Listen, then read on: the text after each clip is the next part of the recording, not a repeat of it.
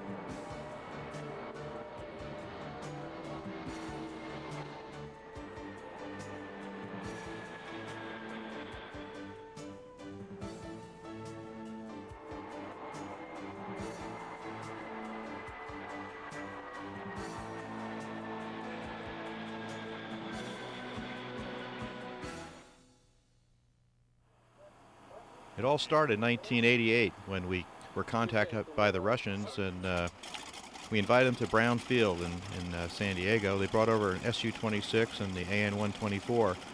Clint McHenry and myself went out there. And Clint was the first Westerner to ever fly the Su-26. There's Yevgeny Frolov, who's a test pilot, former Russian team member. Quite a exciting day for everyone. It was a lot of red tape getting Clint the approval to fly the airplane. He did it just before the air show started, and I think everyone was a little nervous about the whole operation. You can see the airplane is one of the early models. It had the two-bladed prop on it.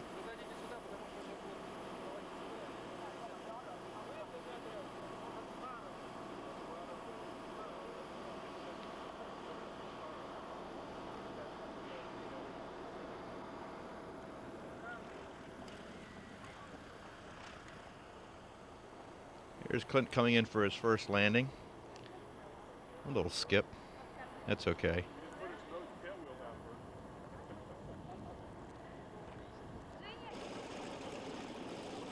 The Sukhoi's got a 9-cylinder, 360 horsepower engine. It's a two-bladed prop on this. You can see the gear's a little different than the later Su-26s. A little thinner, a little wider.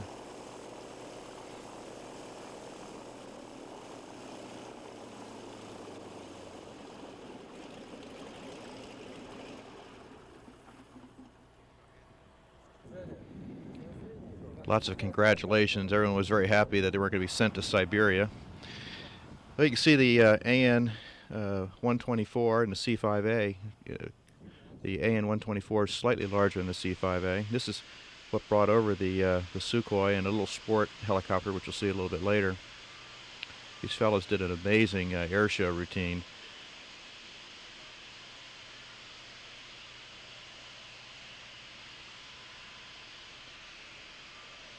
This was the first participation of the Antonov or the Russians in any U.S. air show.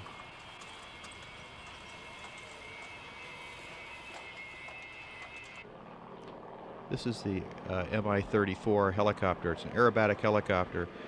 Did hammerheads and all kinds of really wild aerobatic maneuvers. Has the same engine as the Sukhoi. It's the M14 engine.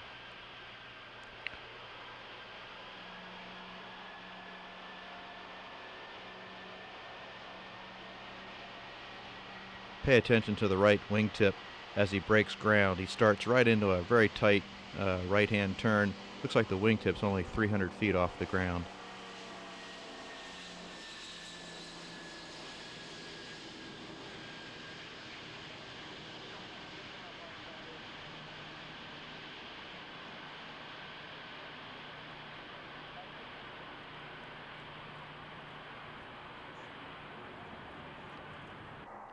This was before Ramstein.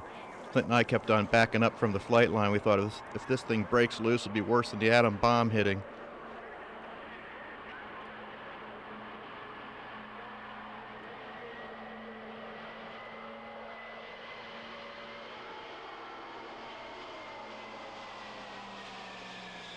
"24 wheels. Notice it has two steerable nose wheels.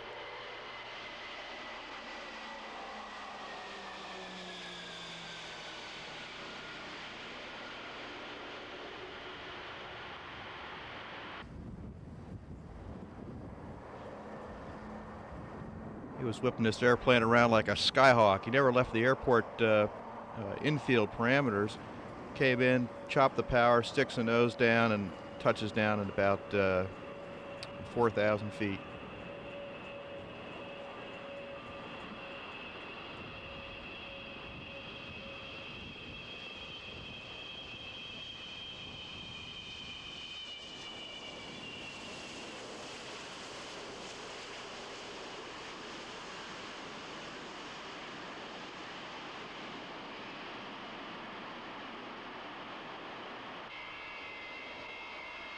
There's a co-pilot waving out the window. Is quite impressive.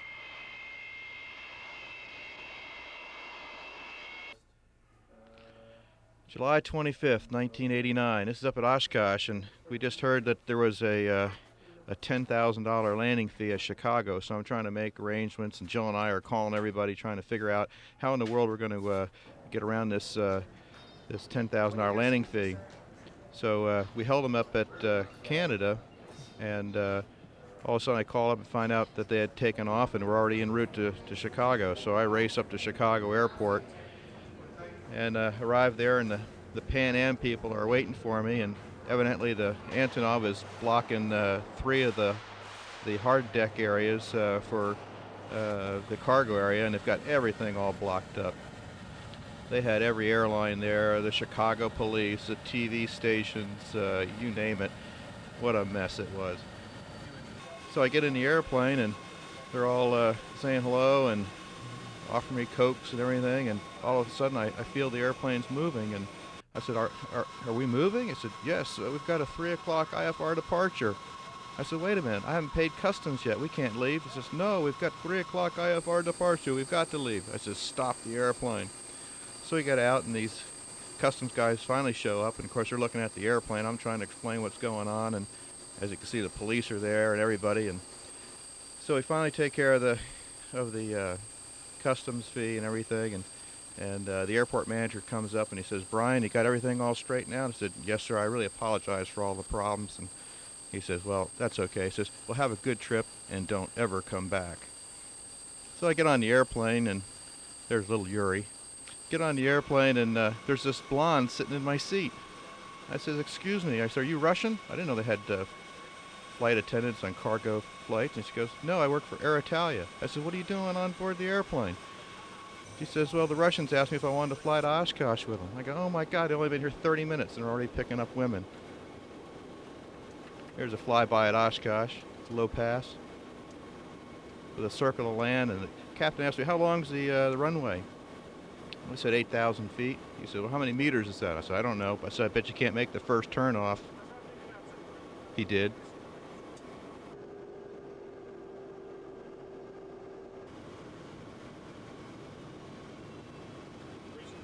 About 20 people standing in front of the cockpit there.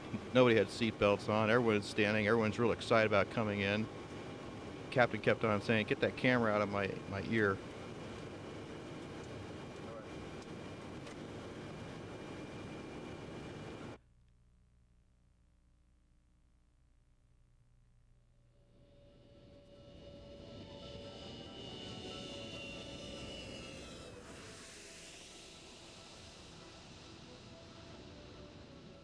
His Antonov AN-124 cargo jet lumbered into Oshkosh with a crew of 23. The Soviet visit generated a tremendous amount of interest along the Oshkosh flight line and amongst the international news media that came to Oshkosh for the fly-in. A member of the Soviet contingent explained what he hoped to see at Oshkosh. No, first of all, we would like to see really what kind of aircraft would be here, what pilots would be present here, to meet them and exchange the views and opinions like that. You have a general interest? Yeah, only. The massive jet delivered 2 Soviet aerobatic airplanes that are being exported to the West for the first time. The airplanes, Sukhoi Su-26Ms, were on static display throughout Convention Week. As you know, throughout the week, you've seen the large Soviet Antonov 124 parked on display. I'm sure that many of you have had the opportunity to tour the aircraft, for it seems like there have been thousands and thousands of people who have gone through it each day. In addition, each night you have had an opportunity to see the Sukhoi Su-26 flown by one of their top test pilots. So tonight is an opportunity for all EA members to meet the delegation from the Soviet Union. I went back to the United States and I called AOPA and I said, I need to talk to somebody about aerobatic airplanes. And they said, call Mike Ure, he's the president, International Aerobatic Club. And I did. And he said, well, yeah, sure, Yak 55, it's okay. The real hot plane's the Su-26. But anyway, the only guy in the United States that you want to buy aerobatic airplanes from is Brian Becker. So give Brian Becker a call down at Pompano Air Center and talk to him. So let's bring up Brian Becker and John Becker, the owners of Pompano Air Center, whose money made this all possible.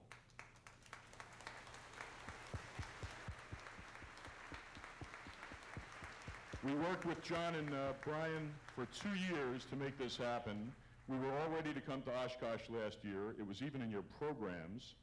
But at the last minute, Yuri, we were sitting there on the eve of a 3-week visit to the Soviet Union, and 4 hours before my airplane was ready to go, I thought we were going to sign a contract, and Yuri disappointed me.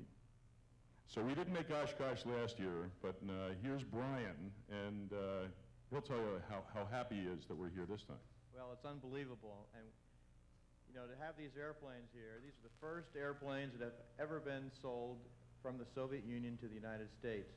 And I can't think of a better place to exhibit this historic event than right here in Oshkosh. That's great. Now here we now had a foreign trading organization willing to sell us their airplanes. And we had somebody willing to buy the airplanes. We even had somebody to make the airplanes. My friend Boris had finally got it right after the 3rd time, and they were ready to ship them. And our contract said we would put them in a ship. Now then we discovered that there was an airplane called an AN-124, Ruslan, and I'll ask Captain Tersky, Kapitan Tersky, сюда, с экипажем. So Captain Tersky will come up with his whole crew of the AN-124, and we'll meet all the rest of the Soviets. Now, the problem was that this airplane was going to make a film with Warner Brothers. And we were told that this is good news. We can put these 2 airplanes in the 124 as they were being paid for it. And we ran into a problem though. Warner Brothers decided not to make the movie. And I got a telegram from Moscow, sorry, we don't have an airplane anymore. That was a month ago. And it was too late to put him in a ship to get him to Oshkosh. And I flew to Moscow to see what I could do. And we got lucky. They picked up a cargo of Airbus parts from Liechtenstein to Toronto, to Montreal, and they stuck our airplanes aboard. And that wasn't bad enough, but they almost didn't get their visas. At the last minute, we managed to get them visas. That was 3 days before the airplane left. So any of you that think that this is some sort of way to get good press for the Soviet Union, it almost didn't happen.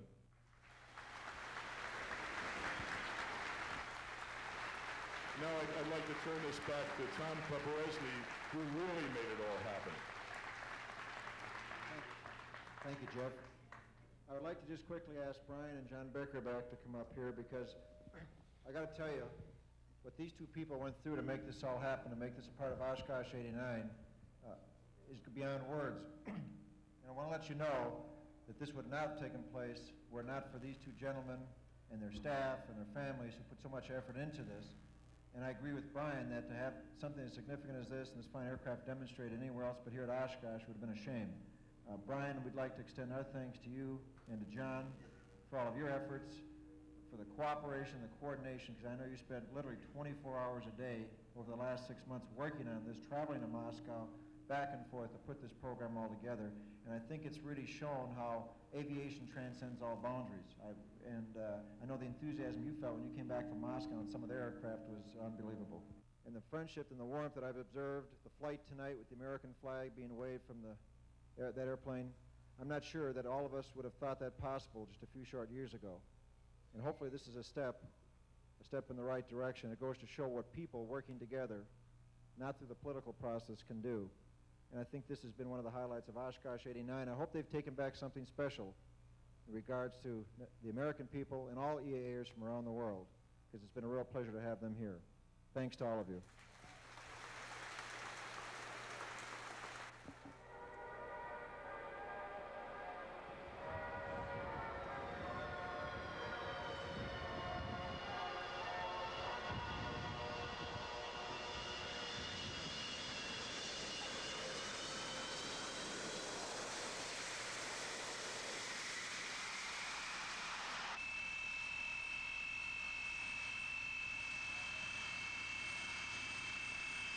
Well, it certainly was an exciting time for everyone, and there wasn't a dry eye in the house when the Russians rolled in with their co-pilot waving the American flag outside the cockpit.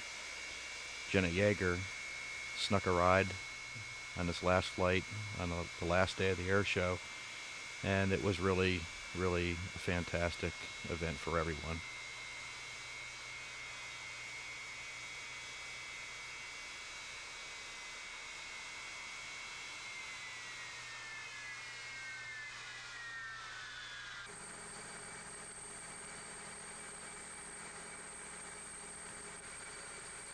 Imagine the Russians coming to Oshkosh, all aviation enthusiasts, like coming from another planet to the biggest aviation event in the world. Well, we concluded that, went down to Fond du Lac, and then tanked up the Sukhois with the belly tanks, and Clint and Yevgeny Frolov and myself and Randy and the 210 and Boris, the designer, all flew from Fond du Lac down to our next adventure, which was Disney World in Orlando. Not that they were not stimulated enough at Oshkosh. Now we're going to take them to another entertainment capital of the world. So we land at Kissimmee Airport. Yeah, right. Man, you're weird. This is new, huh? Только я смотрю, современное оборудование уже на нем так поставили. Oh. Hello, Igor.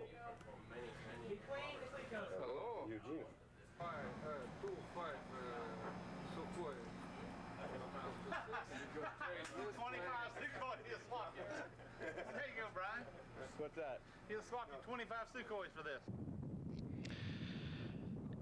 Then on to Sherman Grayson County Airport, Sherman Denison at the National Aerobatic Championship, September 22nd, 1989. Invited Lubov Nemkova and Jurgis Kairis to participate at the National Aerobatic Championship. This is press day. Jurgis starts out by starting up the engine, taxiing to the edge of the concrete, looks to the left, looks to the right, and takes off on the ramp, only to realize that there's two 10,000-foot runways to the left of him. Of course, when he returned, he said he never saw a taxiway so big. They thought they don't even have runways this big in Russia. He was allowed only to fly over the ramp area because the competitors didn't want him flying in the box. And wouldn't you know, he didn't leave the ramp, and I don't think he ever got over 300 feet.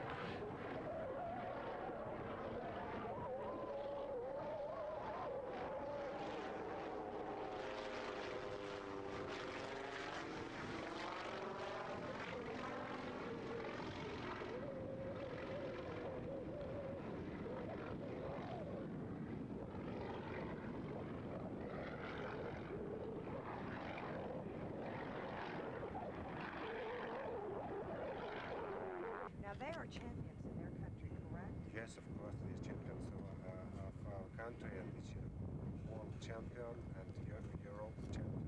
So they are both European champions as well as in the Soviet Union, correct?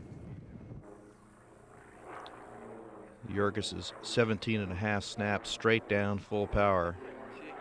That scattered the crowd.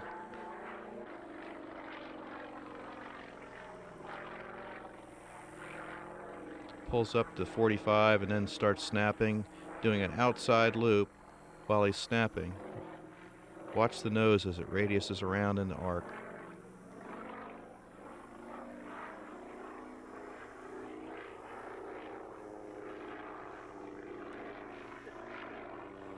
As Curtis Pitts would say, that boy sure does like to fly. Here we are at Moscow. It's been an interesting week. We started off Moscow, January 31st, 1990. We went to this top secret Air Force base, and part of the negotiations we had with the Russians were in buying the Sukhois was that I wanted to get a ride in one of the fighters. So they took us up to this facility. Of course, you can see the weather there. And I had a chance to fly with Yevgeny Frolov in the Su-28 ground attack fighter. It's a two-seat version of the 25. And we had a kind of a bad blizzardy day where they were held up for hours trying to get in until the weather cleared.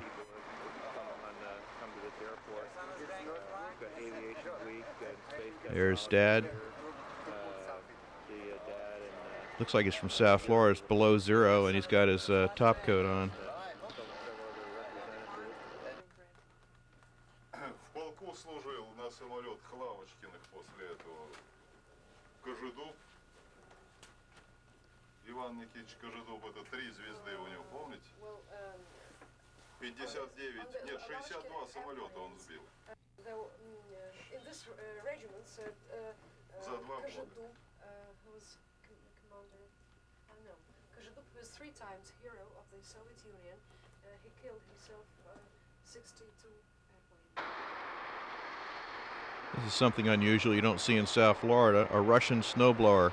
They take a TPO jet engine, they mount it on the side of a big truck, and they just blow the snow and ice right off the runway.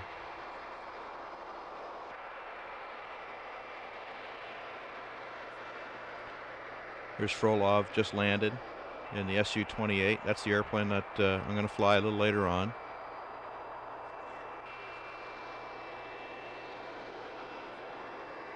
And this is Viktor Pokachev, the leading test pilot and the inventor of the Pokachev Cobra maneuver.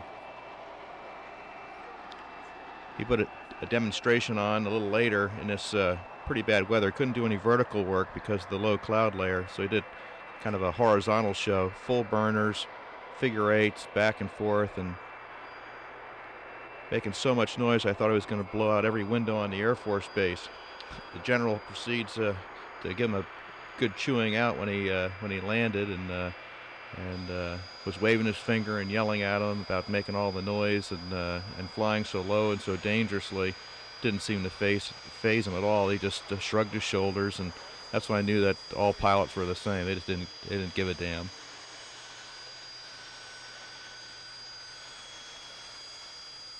Here's the Su-28. You see it's an inline front rear seat ground attack fighter. That's Frolov in the front. It's a Mach 8.2 airplane.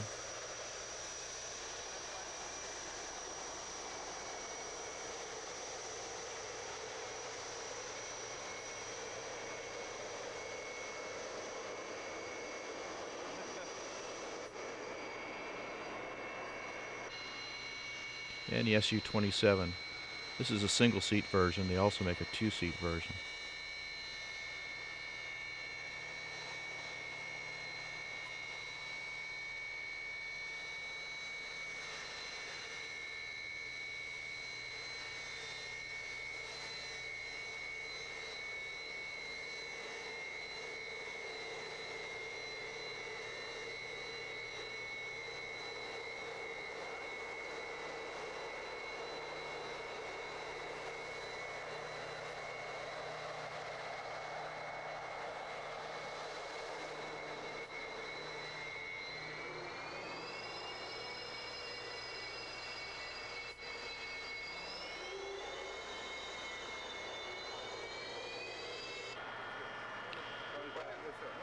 This is a tri-jet, it's a Yak 40, coming in with the Aviation Week and Space Technology Group, who did an article on this particular event. So Boris and Yevgeny are suiting me up, getting all outfitted up to take my ride. That's the warmest I was the whole time I was in Moscow.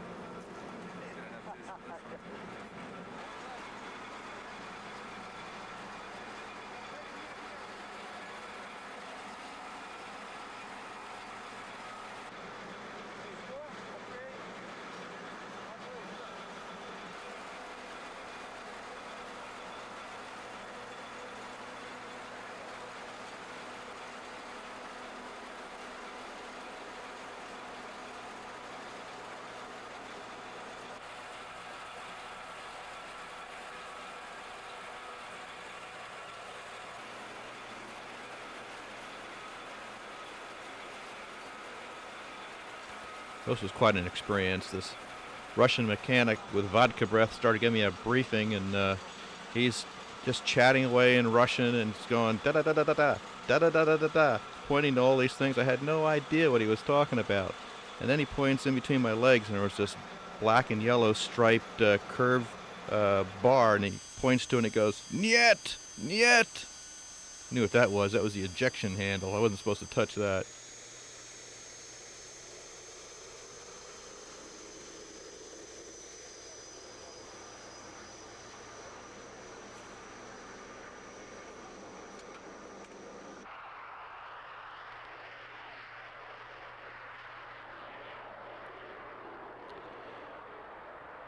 So there's the takeoff. We flew for about 45 minutes. I flew quite a bit of acrobatics and just tooled around. Yevgeny gave me a performance run in it, showed me everything, and then we completed the flight, came down. They had a real nice luncheon for us. You can see the American and Russian flags, the Coca-Cola.